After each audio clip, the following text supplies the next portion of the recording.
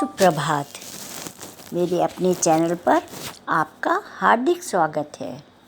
आपने यदि अभी तक मेरा चैनल लाइक और सब्सक्राइब नहीं किया है तो कृपया कर लें। मनुष्य के मन में सदैव द्वंद्व चलता रहता है। अपनी आसपास की परिस्थितियों को लेकर के वो हमेशा मन में पशोपेश में रहता है।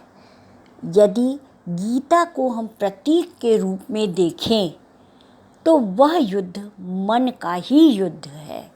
आइए आज मन में रण पर थोड़ी चर्चा करते हैं। मनुष्य का मन एक बड़े युद्ध स्थल की तरह है।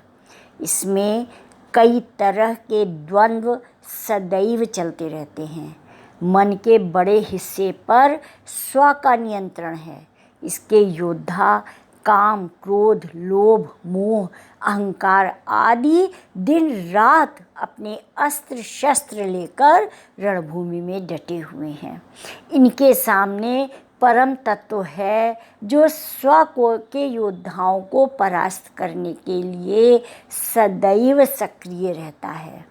और सही पूछिए तो स्वतत्व और परम तत्व के रण के मध्य ही मनुष्य का जीवन चलता रहता है। जो व्यक्ति जरा भी परम तत्व के तत्व को समझ लेता है, उसको ग्रहण कर लेता है, वह स्वतत्व के पशोपेश से बच जाता है। जब कभी मनुष्य किसी के दाह संस्कार में सम्मिलित होने शमशान घाट पर जाता है तो उसका मन एकदम से वैराग्य से भर उठता है। उस समय मन परम तत्व के नियंत्रण में आ जाता है। यह वैराग्य किसी अन्य कारण से नहीं, अपनी मृत्यु दिखने से पैदा होती है। उस समय उसे लगता है कि मेरा जन्म हुआ है तो इसी प्रकार मेरा भी अंत संभव होगा, तो उसके मन में स्वभावतः वैराग्य पैदा होता है। किंतु वैराग्य भाव लुप्त होते समय नहीं लगता। यहाँ लोभ और मोह परम तत्व को पीछे छोड़ सांसारिक कामनाओं की सूची खोल देते हैं। वास्तव में भय और भगवान के बीच एक रहस्यात्मक संबंध है। जब मनुष्य भयभीत होता है तभी उसे भगवान याद आते हैं। मनुष्य चाहता है कि वह जीवन के सबसे बड़े भय मृत्यु का कभी स्मरण ना करे। ईश्वर चाहता है कि मनुष्य सदैव अपने अंत को याद रखे। वह सदैव मनुष्य को इस सत्य से जोड़े रखने के लिए ही कुछ ऐसा करता रहता है जो मनुष्य को प्रिय नहीं है। इससे वह यह बताता है कि तुम्हारा अंत निश्चित है। यह जीवन में बड़े अंकुश की तरह है। कहा जाता है, ऐसा आप हमेशा सब बुजुर्ग कहते हैं, हमारे ग्रंथों में है और हमने ये सुना कि जो ईश्वर हमें सुख दे या दुख दे, उसके पीछे एक यह भावना होती है कि जीवन का अंत निश्चित है और ये सुख दुख जीवन की भावनाओं को अंकुश में करते हैं।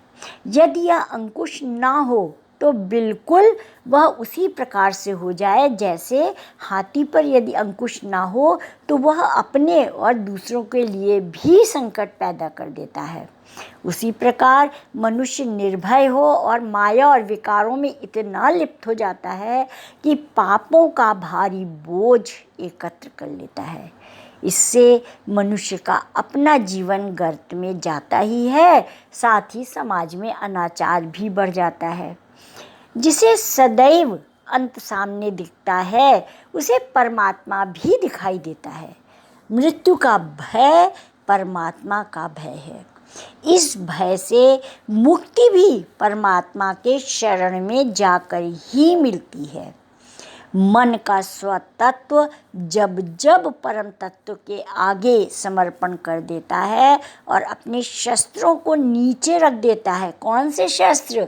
वह मोह, माया, काम, क्रोध, लोभ, अहंकार इत्यादि इन शस्त्रों को जब वह नीचे रख देता है तो परम तत्व की कृपा स्वतः बरसने लगती है।